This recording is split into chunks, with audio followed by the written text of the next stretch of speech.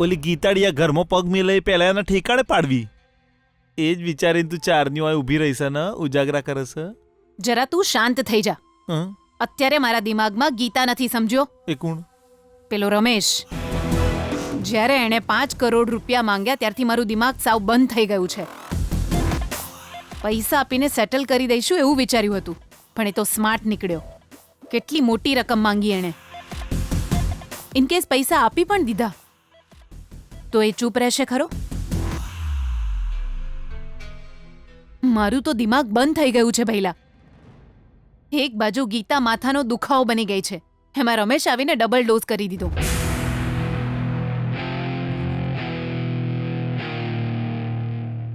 ખબર નહીં, એવું લાગે છે કે એમની પહેલી પત્નીના હત્યાના કેસમાં હું ફસાઈ જવાની છું.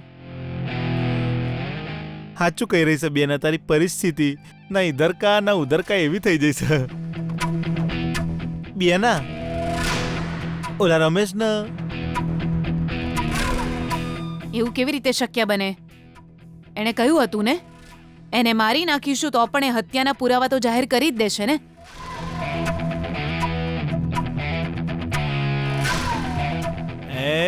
એ ચાલાક, તું એક નંબરની ચાલાક છે.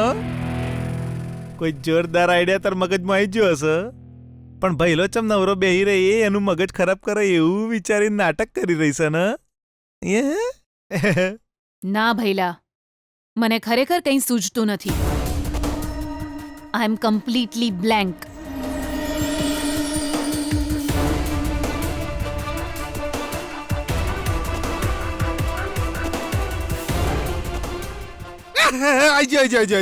આઈજો મારા મગજમાં આઈજો બેના, એકદમ જોરદાર આઈડિયા. શું?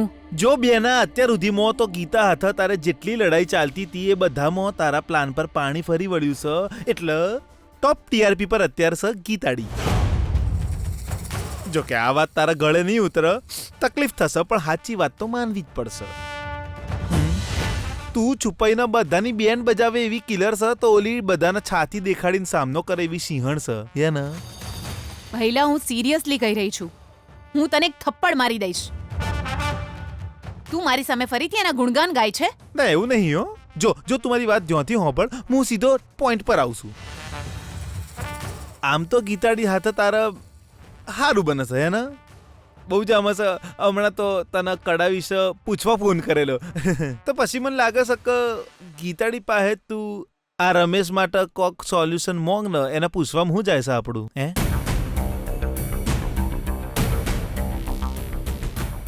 ભૈલા, હવે 1 સેકન્ડ પણ મારી સામે તું રહેતો નહીં. બહુ જ ગુસ્સો આવી રહ્યો છે મને. હું તને જાનથી મારી નાખીશ.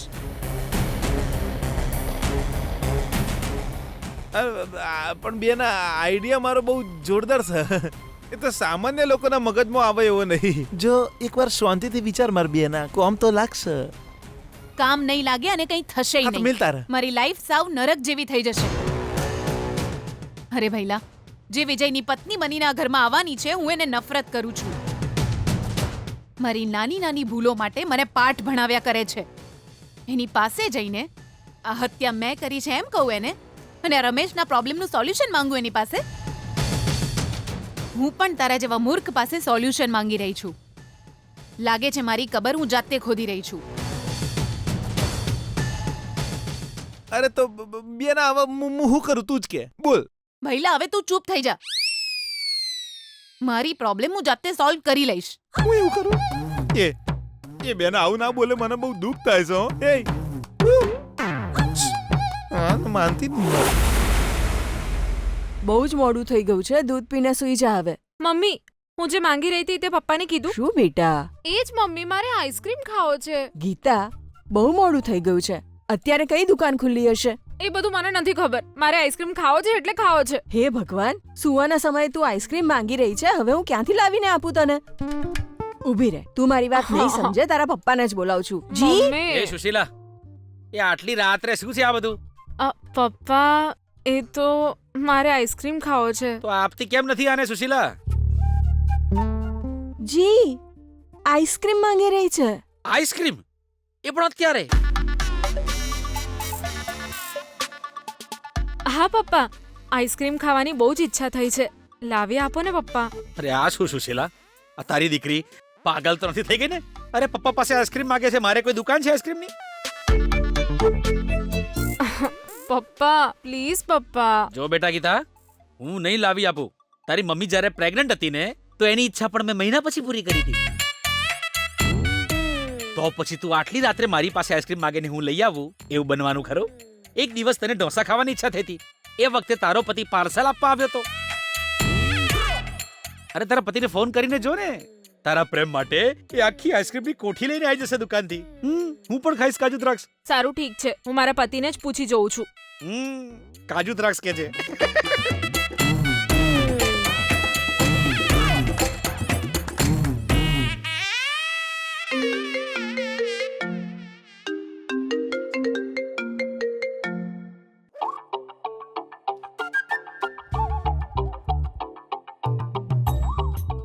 આ આટલી રાત્રે કેમ ફોન કરી રહી છે મને?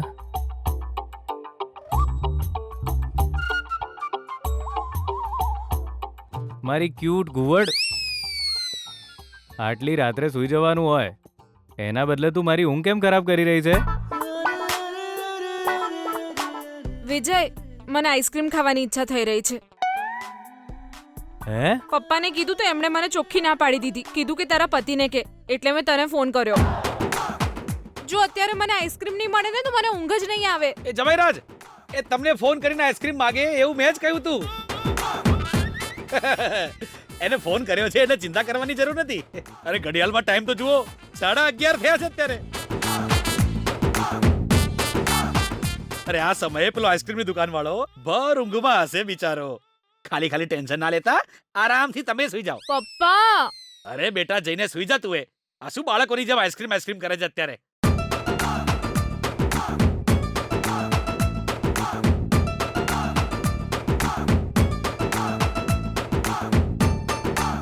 એ સુશીલા, એ રૂમમાં દૂધ મૂક્યું છે ને તે? જી, એ ગીતાનો રૂમ છે. ઓહો સુશીલા, આ ગીતાના લગ્નના ચક્કરમાં હું ગાંડો થઈ ગયો છું. એ રૂમમાં જઈને દૂધ પીને આરામથી સુઈ જઈશ. મને ઉઠાડતી નહીં. હા, ગુડ નાઇટ. જા બેટા, સુઈ જા.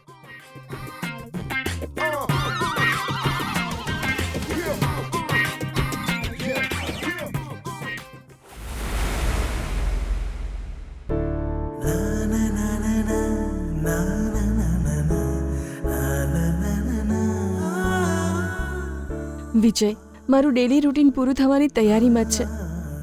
હવે ખાલી 5 મિનિટ જ બાકી છે. એ પછી શરતનો સમય પૂરો થઈ જશે. આજે તું 12 વાગ્યા પહેલા મને દેખાઈશ તો જ તું મારી લાઈફમાં રહીશ. તારી સાથે મારું નામ જોડાઈ જશે. પણ એવું થયું નહીં. મારા ભાગ્યમાં તું નથી વિજય.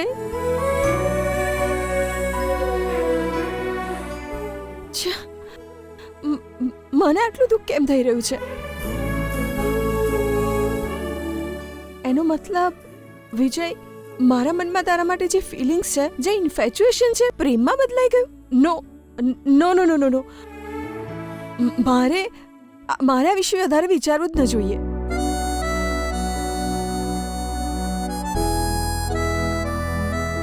હા, બિલકુલ નહીં વિચારું. જો હું આટલું બધું વિચારીશ તો દાદાજીને ખબર પડી જશે અને પછી દાદાજી પણ અપસેટ થઈ જશે. હું વિજયની ફેન છું અને એની ફેન બનીને જ રહીશ. એ મને મળ્યો, એણે મને ઓટોગ્રાફ આપ્યો.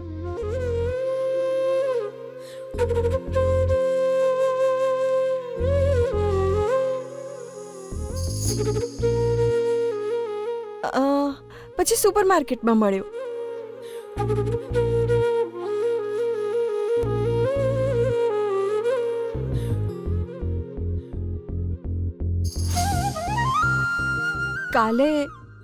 કાલે પણ મળ્યો અને વેણી પણ આપી. આ બધી યાદો પૂરતી છે મારા માટે.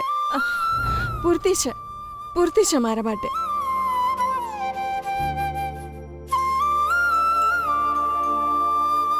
Ananya stop it.